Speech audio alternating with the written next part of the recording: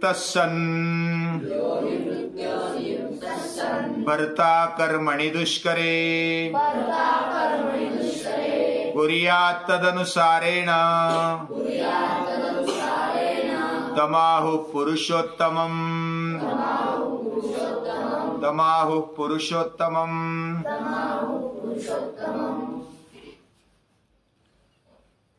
श्री राम का कार्य अच्छी तरह से करते हुए, यानी जब हनुमान लंका आ गए, बहुत संकटों का सामना किया,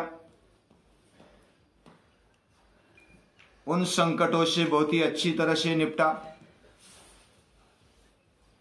अलग अलग प्रलोभन भी बीच में आ गए, लेकिन उसमें इधर उधर भटका नहीं हनुमान, इसलिए वो जितेंद्रिय है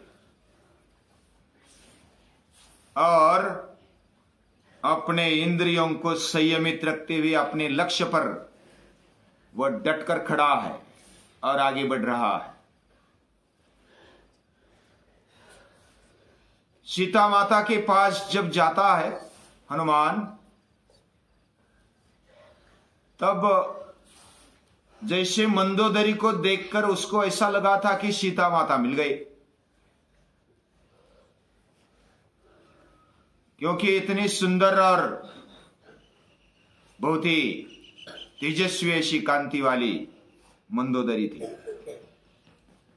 वैसे सीता माता को देखकर भी वह बहुत ही अचरज में पड़ गए कि यह सौंदर्य जिसने निर्माण किया है वह बहुत ही अद्भुत होगा, ऐसी उसको याद आ जाती है। हम कौन से भी रूप को देखकर क्या सोचते हैं, किस तरह सोचते हैं, यह बहुत ही महत्वपूर्ण है। हमें शरीर मिला है, इंद्रिय मिले हैं, और इंद्रियों को जो विषय मिलते हैं वह देखकर हम किस दृष्टि से देखते हैं, कौन सा दृष्टिकोण रखते हैं, यह बहुत महत्वपूर्ण है। क्या हम स्त्रियों को देखकर हमारी कामना वासना जग जाती है? हनुमान का स्मरण कर लो। क्या हमें संकट को देखकर डर लगता है? हनुमान का स्मरण कर लो। क्या हमें कोई प्रलोभन खींचता है? हनुमान का स्मरण कर लो। क्या हमें साथ में सही तरीके से चलना है, राम के काज में, संस्कृति के काम में, देश के काम में, ईश्वर के कार्य में आगे चलना है, तो हनुमान को याद कर लो।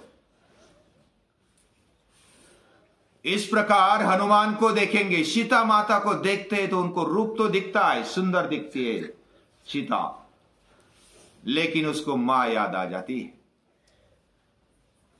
कितनी सुंदर है मेरी मां।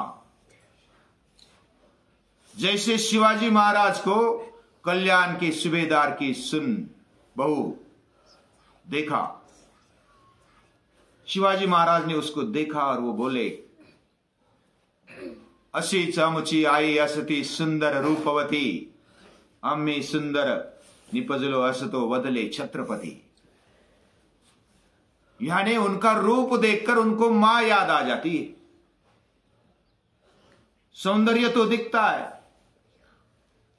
समाज में युवान भी देखते, हम भी देखते सौंदर्य, लेकिन सौंदर्य को देखकर हमें कौन याद आ जाता है? क्या उसके पीछे वाली शक्ति याद आ जाती है? वे हनुमान के जैसा सोचे, शिवाजी महाराज के जैसा सोचे, इसलिए तो वो महान है। उनकी दृष्टि अलग है, उनका दृष्टिकोण अलग है। कौन सा भी प्रलोभन आता है तो वो डगमगते नहीं, वह स्थिरता से कदम रखते हैं। कौन सा भी संकट आता है तो वो डरते नहीं, उसका सही तरीके से सामना करते। कभी पलायनवाद उनके जीवन में देखने को नहीं मिलता। यह हनुमान इसलिए विशेष है। हनुमान जब रावण का रूप देखता है, और उसका तेज देखता है, उसका सिंहासन देखता है, उसका रुबाब देखता है, तो हनुमान भी प्रभावित हो जाता है। हनुमान रावण को देखकर वह आश्चर्यचकित होकर देखता है कि कितना सुंदर रूप है, कितना अच्छा शरीर है, कितना तेज है, कितना प्रभाव है। अगर इसमें अधर्म नहीं होता, अगर इसमें सही दृष्टि नहीं होती, सही दृष्टि होती, तो वह इंद्र के जैसे तेजस्वी बन जाता। रावण इतना प्रभावी है, विद्वान है, वह इतना सौंदर्यशाली है, रूपवान है, अच्छा शरीर है, लेकिन उसकी दृष्टि में खोट है, अधर्म है, वह आचरण में खोट है। ये बात हनुमान भाप लेते। प्रभाव से वो प्रभावित तो होते, लेकिन फिर याद करते कि इसके अंतःकरण कैसा है। विभीषण को देखते तो उसकी प्रतिभा को, उसकी दृष्टिकोण को हनुमान देख लेते हैं। ये कुछ अलग है। उसके महल को जलाया नहीं, उसको वैसा ही छोड़ दिया। रावण का प्रभाव देखते हुए भी उसके सामने झुके नहीं, उसके सामने बहुत ही सिर ऊंचा करके कहा कि मैं राम का दूत हूं, श्री राम का दूत हूं। अधर्म को छोड़ना है तो ये आपको चांस है, संधि है, और आप अभी भी अपना मन बदल सकते हो। लेकिन सत्ताधारी जल्दी अपना मन बदलते नहीं। उनको ऐसा लगता है कि मेरे लिए ही सब कुछ है, मैं ही सब कुछ हूं। ईश्वरो हम भोगी, सिद्धो हम बलवान सुखी, आड्यो भी जनवान अस्मि, कोन्योस्ति सदृशो मया। ऐसा वो सोचते हैं, गलती से सोचते हैं कि मैं ईश्वर हूं, मेरे जैसा इस दुनिया में कोई नहीं, मैं जो करूंगा वही सही है। ऐसा सोचने वाले राक्षसी वृत्ति वाले हैं। इधर श्री राम हनुमान की ओर देखते तो क्या सोचते हैं, हनुमान देखते हैं सीता की ओर तो क्या सोचते हैं, अलग अलग व्यक्ति की ओर देखते हैं तो क्या सोचते हैं, कौन से दृष्टिकोण से सोचते हैं, क्या विचार करते हैं, ये महत्वपूर्ण है।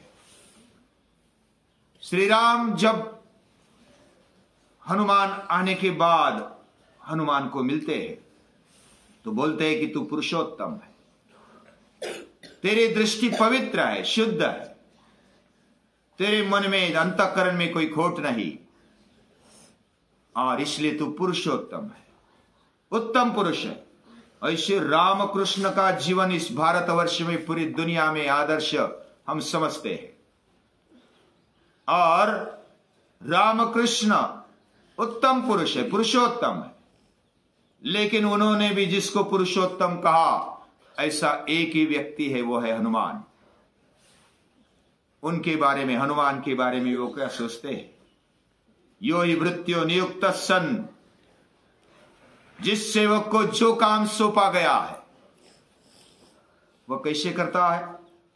भर्ता कर्मणि दुष्करे, वो दुष्कर काम है। ऐसा दुष्कर काम, यानी समंदर को लांगना था, वो दुष्कर काम था, लांग लिया। बीच में प्रलोभन आ गए, मैनाक पर्वत आ गया, उसको भी साइड में हटा दिया, उसका भी प्रलोभन स्वीकारा नहीं। आगे फिर सुरिका आती है, वह संकट आता है, उसका भी सामना करते हुए आगे बढ़ते। शिविका आती है, उसका वध कर देता है, लंकिनिकाओं को भी थप्पड़ दे देता है, और उसको सही सजा दे करके आगे बढ़ता है। अंतपुर में जाकर भी वह अपने मन को चलित नहीं होते देता, मन बहुत ही स्थिर रखता है। कभी कभी निराशा के विचार आते, लेकिन उसमें अटकता नहीं, उसमें से आगे बढ़ता है। सीता माता को देखता है, उधर बहुत ही कुशलता से काम करता है, व्यवहार चातुर्य है, बुद्धिमत्ता है, किधर क्या बोलना है, कैसे विश्वास निर्माण करना है अपने बारे में, कैसे डर निर्माण करना है शत्रु के मन में, और अपनों के लिए कैसे विश्वास निर्माण करना है, ये हनुमान से सीखना चाहिए। हनुमान सीता माता का विश्वास ले लेता है। उस तरुण श्री को देखा नहीं, सुंदर है, रूपवती है, बुद्धिशाली है, चतुर है, उसके मन में अपना स्थान बनाना इतनी सहज बात नहीं। अगर कुछ गलत फहमी हो जाती तो वो अपना काम नहीं कर पाते। इक्ष्वाकु कुल का वर्णन किया और बाद में अशोका वाटिका का विध्वंस करते हुए रावण उसके बारे में क्या सोचते हैं, हनुमान के बारे में, कि ऐसा वानर, बाकी किसी से मैं डरता नहीं हूं लेकिन हनुमान से मुझे डर लगता है, रावण बोलता है। उसने इतना दुष्कर लंका होते हुए, समंदर के पार होते उसने पार की। लंका के जो योद्धाओं को, जो भी सेनापति थे, दुर्धर्षी योद्धा थे, उनको मार दिया। अकेले ने लंका में घुस करके, शत्रु के दरबार में घुस करके पूरी लंका को जला डाला, एक दहशत निर्माण कर दी। ऐसा प्रभावी व्यक्ति यह हनुमान है, ऐसा रावण बोलता है। हनुमान के बारे में जितना भी सोचा जाए उतना हम सोचते जाएंगे तो कम है, लेकिन ऐसा जीवन होना चाहिए। जब श्री राम को मिलते हैं हनुमान, और पहले ही नजर में, पहले ही बताने में क्या बोलते हैं, दृष्टा सीता मया राम, मैंने देखी। एक क्षण भी श्री राम को शोक या तो चिंता नहीं होनी चाहिए, इतना सूक्ष्म विचार करते, सूक्ष्म बुद्धि वाले, मानस शास्त्रज्ञ है, धर्म की ज्ञाता है, वेद के वेत्ता, व्याकरण के अभ्यासु है, वक्तृत्व में निपुण है, जितेंद्रिय है, सभी को साथ लेकर चलते हैं, दूसरों का मन अंतःकरण जीतते हैं। क्या क्या गुण, कितने, जितने सारे गुण होंगे ना उतने सारे गुण लगा दो और वो श्री राम के दास है। यो ही वृत्यो नियुक्त सन, जो काम सौंपा गया है वो दुष्कर कार्य तूने किया है। ये कितना कठिन काम है, ऐसा मन से भी कोई ऐसा कार्य करने का सोचता नहीं। भर्ता कर्मणि दुष्करे, दुष्कर कार्य तूने किया है। और कुर्या तदनुसारे न, बस एक काम बता दिया और वही करना है। एक छोटी सी कथा मैं बताता हूं, कथा में कथा। एक प्रामाणिकता से कार्य करने वाला, एक रंग देने वाला था रंगारी। वह अपनी मजदूरी लेकर के रंग देता था और प्रामाणिकता से करता था। उसको 2 टाइम खाने का बस मिल जाता था, इतना ही, बाकी ज्यादा कुछ नहीं मिलता था। वो काम करे तब खाने को मिलता था, हर रोज काम करता था। अगर एक दिन नहीं मिला तो भूखा भी रहता था। एक दिन एक सेठ जी के पास गया, सेठ जी भी प्रामाणिक थे और वह समंदर के किनारे रहते थे। उनकी एक होड़ी थी, नाव यानी कि बोट थी। वो बोट को कलर देना था, तो उन्होंने बुला लिया उसको कि मेरे बोट को रंग देना है, कलर देना है। तो बोले कि बोलो कितना देना है और किसको देना है रंग। तो बोले कि बोट को रंग देना है, बाहर से अंदर से सभी ओर से रंग देना है, लेकिन आज के आज होना चाहिए। काम तो अर्जेंट है, मैं उसकी दुगने दाम दूंगा, लेकिन आज के आज होना चाहिए, क्या तू करेगा। तो उसने बोट को देखा और बोला कि मैं काम करूंगा, 12 घंटे लगेंगे।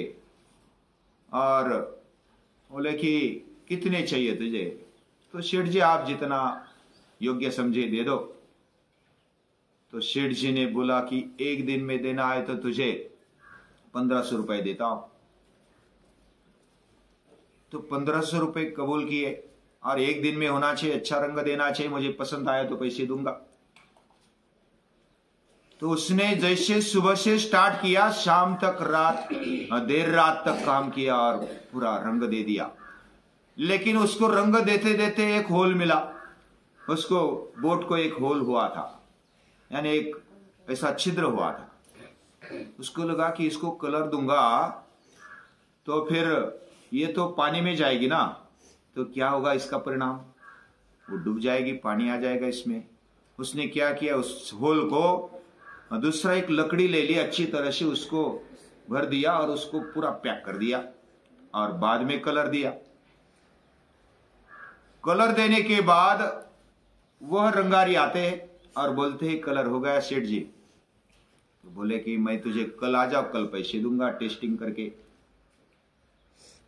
तो वो कल दोपहर में आ जाता है, लेकिन सुबह सुबह उनके बच्चे, सेठ जी के बच्चे और पत्नी, वो बोलते हैं कि हमें घूमने जाना है समंदर में। तो वो बोट में बैठे और चले गए घूमने के लिए। और जो दूसरा एक नौकर था वह 9 बजे आ जाता है और वो बोलता है कि इधर की नाव किधर गई, बोट किधर चली गई।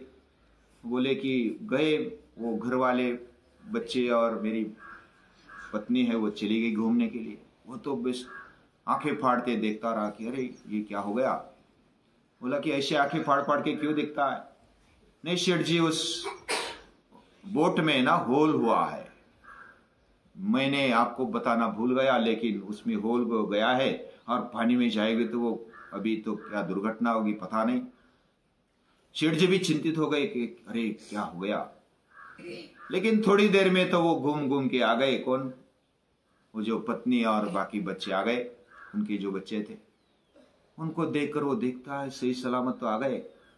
और बाद में फिर वह रंगारी आता। रंगारी आने के बाद वो सोचता है कि अरे वाह, इसने सही काम किया है। उसने क्या किया, वो भाप लिया।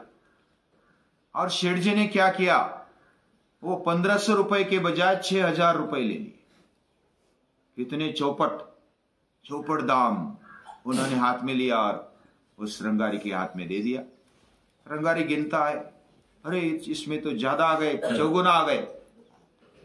तो सेठ जी, मैंने इतने, आपने जो बोला था, कॉन्ट्रैक्ट किया था कि 1500 रुपए देंगे, ये तो ज्यादा आ गए, ये आप वापस ले लो। तो ये गलती से नहीं दी। सेठ जी बोलता है मैंने गलती से नहीं दी, मैंने जानबूझ कर दी है। नहीं मैंने तो, आपने तो मुझे ये ज्यादा दे दिए, 1500 भी मुझे ज्यादा है, मुझे मेरे पैसे मिल गए, बाकी मुझे नहीं चाहिए। सेठ जी बोलते तूने अगर ये होल नहीं देखा होता, तूने क्या काम किया, ये बहुत ही बढ़िया काम किया है। तेरे कारण मेरे बच्चे और मेरी पत्नी बच गई, नहीं तो वो चले गए होते, पर लोग सिधार गए होते। और तेरे कारण, तेरे काम, ये तो कोई ऐसा बोलता कि ये मेरा काम नहीं है, कलर देना ही मेरा काम है, ये होल है उसमें मुझे क्या लेना देना, ऐसा कोई सोचता। कुरियात तदनुसारेण, अभी कार्य करने तो लगा है, उसमें और क्या कार्य करना चाहिए उसके संलग्न, उसके हिसाब से वो देखने वाला, वो सोचने वाला और करने वाला जो भृत्य होता है, जो सेवक होता है, वो पुरुषोत्तम होता है। और कोई ऐसे मध्यम गति के होते हैं ना, वो क्या करते हैं, जो काम जो बता दिया ना बस वही करना है, बाकी काम का कुछ लेना देना नहीं मुझे, वो मध्यम सेवक होते हैं। और जो कनिष्ठ सेवक क्या करते हैं, अपनी क्षमता के मुताबिक काम तो सुन लेते, लेकिन वैसा ऐसा वैसा कर देते, या तो करते भी नहीं, वो अधम सेवक होते। और जो उत्तम सेवक होते वही पुरुषोत्तम होते। और ऐसा पुरुषोत्तम एक सर्टिफिकेट दे दिया है राम ने, श्री राम ने सर्टिफिकेट दे दिया। और ऐसा वैसा नहीं, राम और कृष्ण पूरी दुनिया में माने जाते हैं।